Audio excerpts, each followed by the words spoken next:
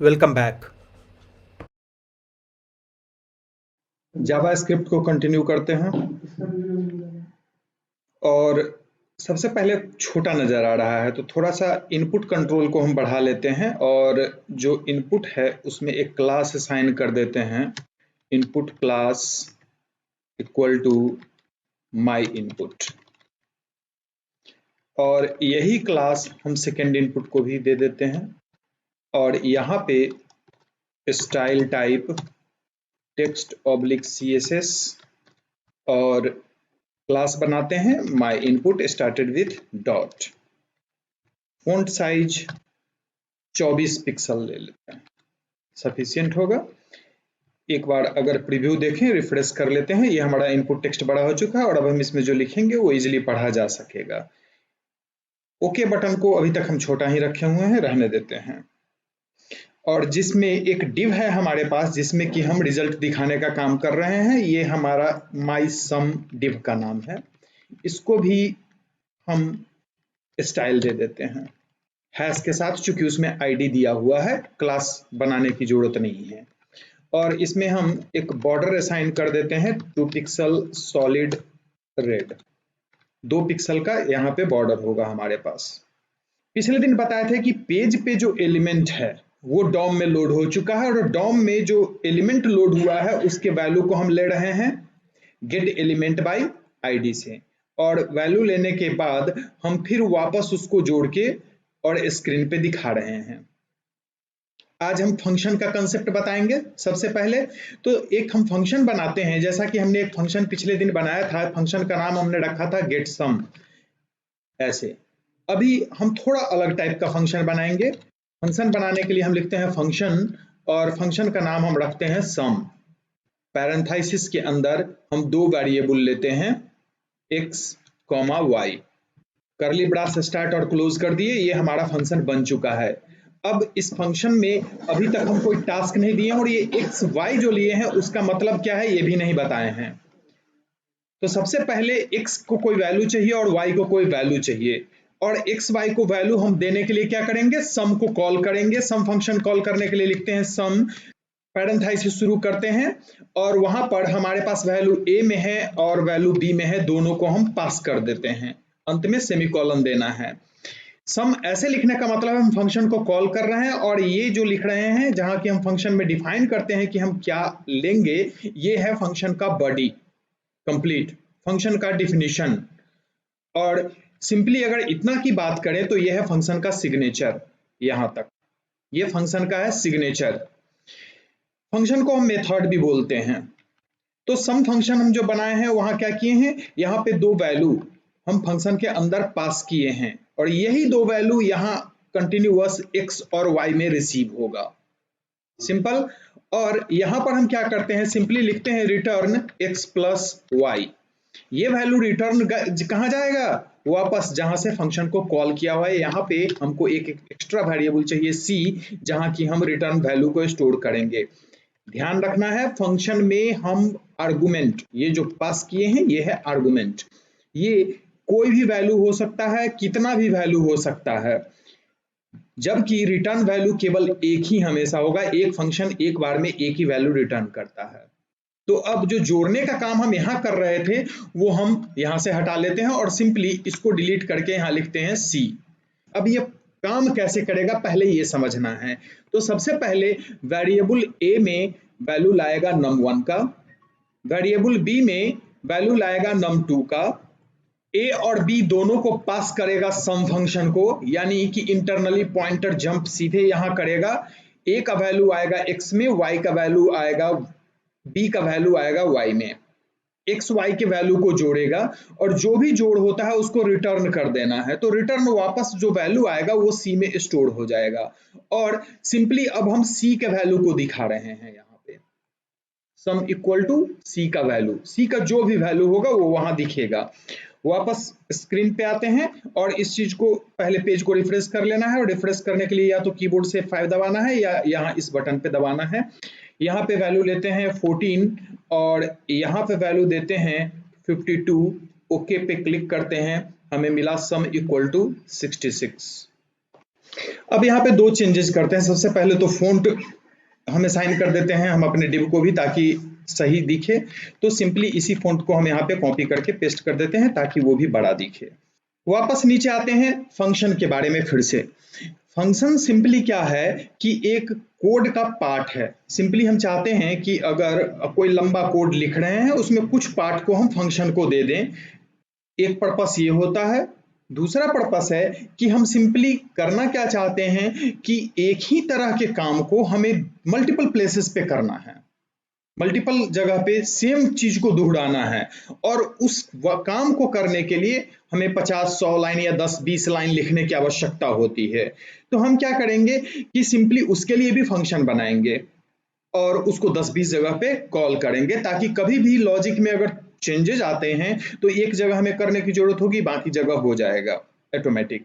और अगर हम सिंपली क्या करते हैं कि 20 लाइन के कोड की आवश्यकता हमें अगर प्रोग्राम में डिफरेंट डिफरेंट प्लेसेस पे 20 जगह पे है, तो हम क्या कर सकते हैं, कॉपी पेस्ट कर सकते हैं। लेकिन कॉपी पेस्ट अभी करना आसान होगा, फ्यूचर में अगर उस लॉजिक में कोई चेंजेज होगी उस 20 लाइन के लॉजिक में, तो हमको हर जगह ढूंढ के उस लॉजिक को सही करना होगा। तो उसके लिए भी फंक्शन बनाते हैं। कोड रीयूजेबिलिटी फंक्शन का मेन पर्पस है।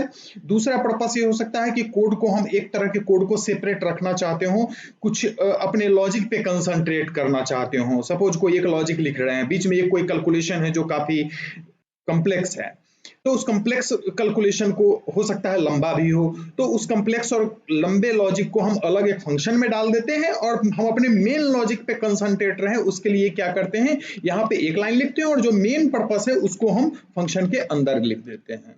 यहाँ पे जो फंक्शन यूज हुआ है वो दो तरह का। पहला जो फंक्शन था उसमें हम फंक्शन का नाम लिए थे गेट सम, और इसके बीच कोई आर्गुमेंट नहीं था, यानी यहाँ पे ब्लैंक था। तो ये फंक्शन जो है वो नो आर्गुमेंट है।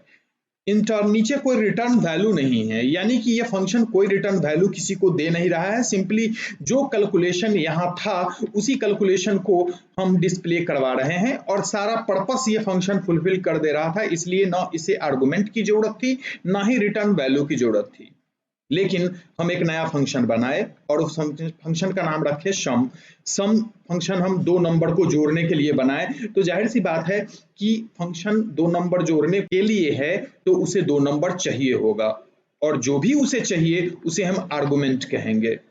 और दो नंबर जोड़ने के बाद ऐसा भी कर सकते थे कि ये रिटर्न नहीं करता, सिंपली यही दिखाने का काम कर देता, तो रिटर्न करने की हमें जरूरत नहीं होती। यानी हमारा एंड पर्पस जो था वो था कि हम रिजल्ट को स्क्रीन पे दिखाएं, और स्क्रीन पे रिजल्ट को दिखाने के लिए हम यहाँ भी लिख सकते थे। क्योंकि इसके पास x प्लस वाई ऑलरेडी है, c नहीं है, तो यहाँ c हटा के हमें x प्लस वाई करना होगा।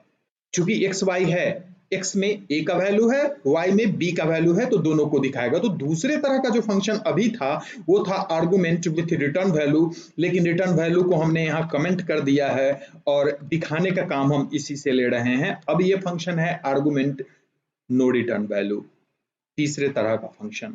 पहले तरह का फंक्शन ये फंक्शन था no argument no return value, दूसरे तरह का फंक्शन है आर्गुमेंट नो रिटर्न वैल्यू, और तीसरे तरह का अगर हम ये लाइन हटा दें और इसको ऑन कर दें तो ये होगा आर्गुमेंट एंड रिटर्न वैल्यू। चौथा ऐसा फंक्शन जिसमें कि आर्गुमेंट न दे, सिंपली वो वैल्यू रिटर्न करे, वो भी दिखाएंगे।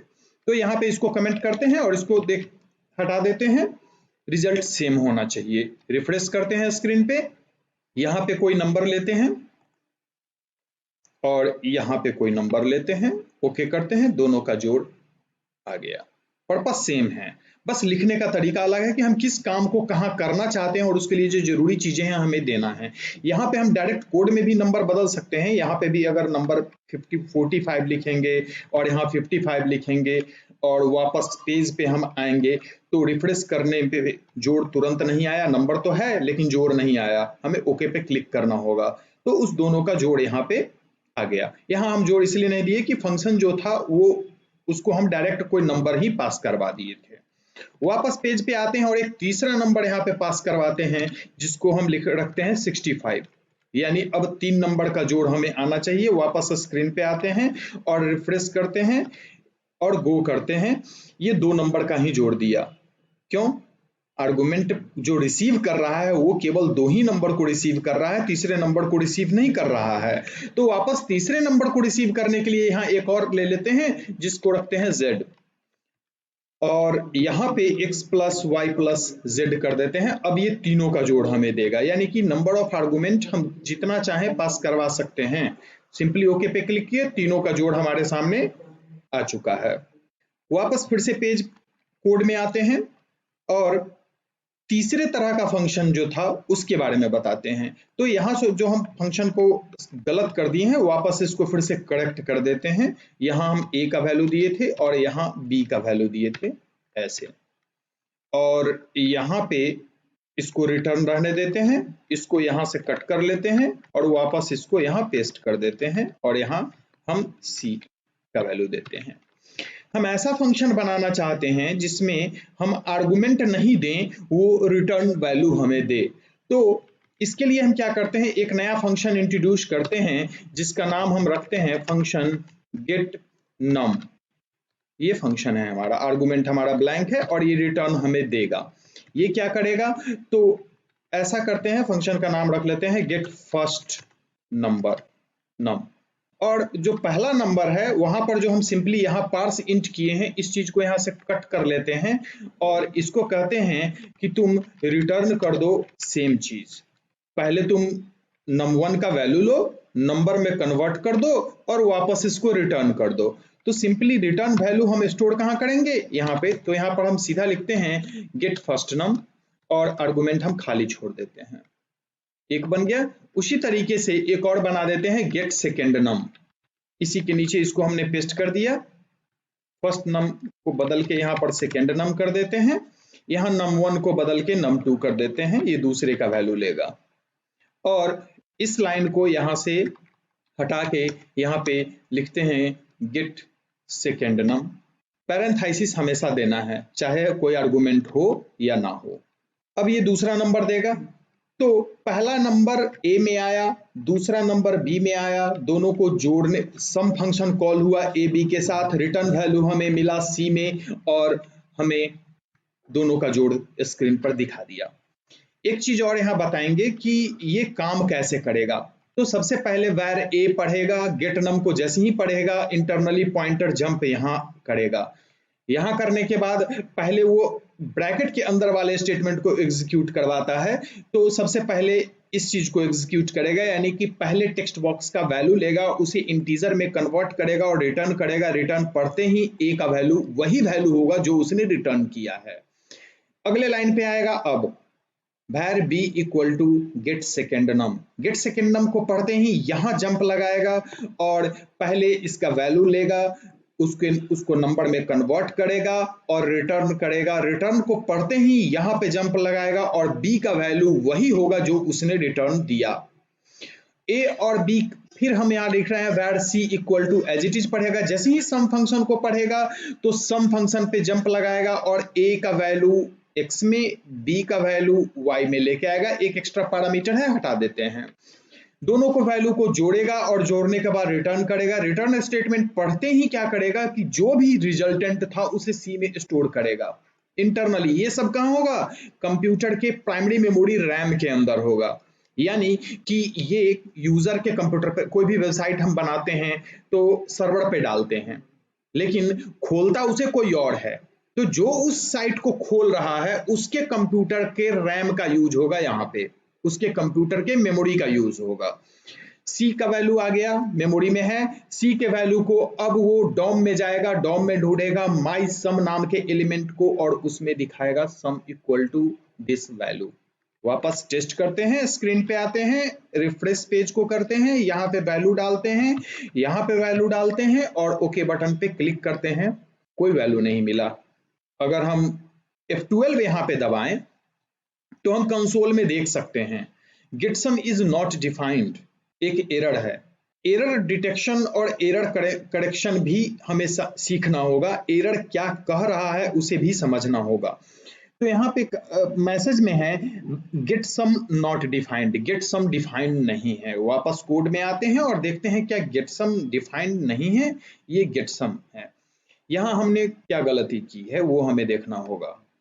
FUN फंक्शन का स्पेलिंग गलत है यहाँ पे, इस कारण से आया, कलर भी अलग है, ये फंक्शन का स्पेलिंग गलत था। एरर के कारण पूरा का पूरा जावा स्क्रिप्ट इनवैलिड हो गया और इस कारण से रिजल्ट नहीं आ रहा था। वापस कोड में आते हैं, यहाँ पर रिफ्रेश करते हैं और कंसोल को खुला रखते हैं ताकि कोई और एरर अगर लॉग हो कंसोल में तो हम देख पाएं। तो यहाँ पे कोई वैल्यू डालते हैं, यहाँ पे कोई वैल्यू डालते हैं और ओके बटन पे क्लिक करते हैं, हमें वैल्यू मिल चुका है। तो यहाँ पे हम हर तरह का फंक्शन अब तक हम बता चुके हैं। अब ऐसा करते हैं कि अगले स्टेटमेंट की ओर चलते हैं, यानी अगले फंक्शन को जानते हैं। दरअसल में ये गेटसम क्या है, एक फंक्शन है। गेट फर्स्ट नम भी एक फंक्शन बनाए, ये भी एक फंक्शन बनाए, ये भी एक फंक्शन बनाए, ये सारा का सारा फंक्शन जो था वो यूजर डिफाइंड फंक्शन है। क्या है, यूजर डिफाइंड फंक्शन, और इसको शॉर्ट में हम UDF कहेंगे। जबकि ऑलरेडी जावा स्क्रिप्ट जो लैंग्वेज है वो कुछ फंक्शन प्रोवाइड करता है जो उसका अपना नेटिव फंक्शन है। नेटिव फंक्शन को हम बोलते हैं लाइब्रेरी फंक्शन। और जैसे पार्स इंट फंक्शन हम कहीं बनाए नहीं हैं, पार्स इंट फंक्शन ऑलरेडी था, हमने यूज किया, ये फंक्शन जावा स्क्रिप्ट के द्वारा प्रोवाइडेड था।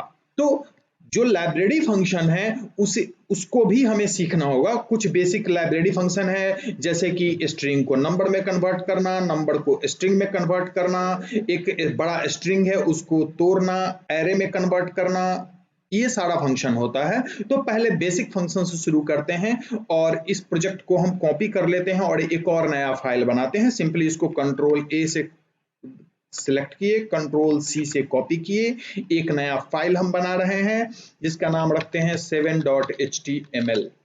ये 7.html में सिंपली हम इसको पेस्ट कर देते हैं, यानी कि सेम चीज यहाँ पर वही है जो पिछले में था। अब की हमारा पर्पस थोड़ा सा चेंज है। पर्पस ये है कि दो नंबर है, दोनों में बड़ा नंबर कौन है ये हमें कंप्यूटर बताए।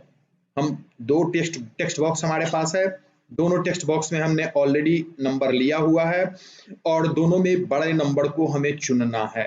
तो ऐसा करते हैं, पहले इसको खाली कर देते हैं, इन चीजों की जरूरत हमें अभी नहीं है। एक गलती हो गई, इसे हमें कॉपी कर लेना चाहिए था ताकि हम एक ही फंक्शन में सारा पूरा कर लें। ये इसको कॉपी कर लेते हैं, इन सबको हटा देते हैं और यहाँ पर जो डायरेक्ट यही लिख देते हैं, यहाँ पे फिर से पेस्ट कर लेते हैं, इसको num2 कर लेते हैं, यानी A और B में हमारे पास नंबर है, हमें जोड़ना नहीं है, इन चीजों को हम हटा लेते हैं। हमें करना क्या है, A और B में बड़े नंबर को निकालना है, तो उसके लिए यूज होता है इफ का, और लिखते हैं if A greater than B, अगर ट्रू है तो क्या दिखाओ। तो मैसेज में हम दिखाना चाहते हैं, इसको भी हटा लेते हैं, इसका यूज नहीं है। तो इनर HTML में हम चाहते हैं दिखाइए A इज ग्रेटर, हम वैल्यू नहीं दिखाना चाहते हैं। A greater than B, then A is greater, A greater than B होगा तो मैसेज देगा A इज ग्रेटर। रिफ्रेश करते हैं, यहाँ पे एक वैल्यू लेते हैं 6 और यहाँ पे वैल्यू लेते हैं 4। ये A है हमारा, ये B है, फर्स्ट को A में लिए हैं। ओके पे क्लिक करते हैं, सम इक्वल टू 10, क्यों? क्योंकि अभी तक हम 6 HTML को एग्जीक्यूट करवा रहे हैं, यहाँ पे 7 करना होगा। अब हम सेकंड पेज पे आए हैं, यहाँ पे आते हैं, फिर से वैल्यू डालते हैं, यहाँ पे 6 डालते हैं, यहाँ पे 5 डालते हैं और ओके करते हैं। A इज ग्रेटर हमारे सामने मैसेज है। एक चीज और यहाँ बताएंगे, अगर हम इनर HTML लिख रहे हैं तो हम ऐसा कर सकते हैं कि यहाँ HTML कोड भी लिख सकते हैं, जैसे कि हम H2 ऐसे करके लिखें, ऐसे H2 को यहाँ बंद कर दें, ऐसा किया जा सकता है। और ऊपर में अब जो फॉन्ट दिए हैं वो देने की जरूरत नहीं है, क्योंकि H2 के अंदर हम उसे ले चुके हैं। एक बार इसका रिजल्ट देख लेते हैं, स्क्रीन पे आते हैं, रिफ्रेश करते हैं, यहाँ हमने 6 वैल्यू डाला है और यहाँ हम 4 डालते हैं, ओके पे क्लिक करते हैं। A इज ग्रेटर, चूंकि H2 डाला हुआ है जिसके कारण फॉन्ट ऑटोमेटिक बड़ा हो गया। वापस हम अपने पिछले पेज पे आते हैं और यहाँ पे वैल्यू हम अभी नहीं दिखा रहे हैं। सपोज हम दिखाना चाहते हैं A is greater and value is this, तो हम लिखेंगे एंड वैल्यू इज, और वैल्यू हमें दिखाना है। लेकिन अगर हम यहाँ पे A का वैल्यू लेते हैं तो H2 के बाहर हो जाएगा, वैल्यू छोटा हो जाएगा, दूसरे लाइन में रैप करेगा, अगर हम देखना चाहते हैं तो वापस पेज पे आते हैं, रिफ्रेश करते हैं और यहाँ पे वैल्यू डालते हैं 6, यहाँ पे वैल्यू डालते हैं 5 और ओके पे क्लिक करते हैं। तो ए इज ग्रेटर एंड वैल्यू नीचे रैप होकर चला आया, क्योंकि H1 से H6 तक जितना भी एलिमेंट होता है वो हमेशा फुल विड्थ को कवर करता है। तो इसको हमको करना क्या चाहिए था, उसको इज के बाद जस्ट बाद लिखना चाहिए था, यानी कि H2 को बंद करने से पहले। और उसके लिए एक बार वापस कोड में आते हैं और यहाँ पे इसको हटा लेते हैं और हमें लिखना यहाँ है। लेकिन यहाँ अगर हम डायरेक्ट वैल्यू लिखेंगे तो वो एज इट इज डिस्प्ले होगा, हमें वेरिएबल लेना है। तो वेरिएबल लेने के लिए क्या करना होगा, डबल कोट जो इधर शुरू हुआ था उसे हम यहीं पे बंद करेंगे और यहाँ पे प्लस डाल के और यहाँ पे वैल्यू देंगे ए और फिर एक प्लस डालेंगे, ताकि राइट साइड भी एक हमारा स्ट्रिंग है वो कनेक्टेड हो, यानी कि H2 A is greater and value is result आएगा, फिर H2 बंद होगा, यानी कि पूरा रिजल्ट हमारा एक लाइन में होगा। रिजल्ट देखते हैं, रिफ्रेश करते हैं और यहाँ पे लिखते हैं फिर से 9 और यहाँ पे लेते हैं 7, ओके पे क्लिक करते हैं। रिजल्ट हमें दिख रहा है, टोटल H2 के अंदर आया है, वहां किसी भी तरह का HTML टैग सपोर्टेड है, ध्यान रखना है।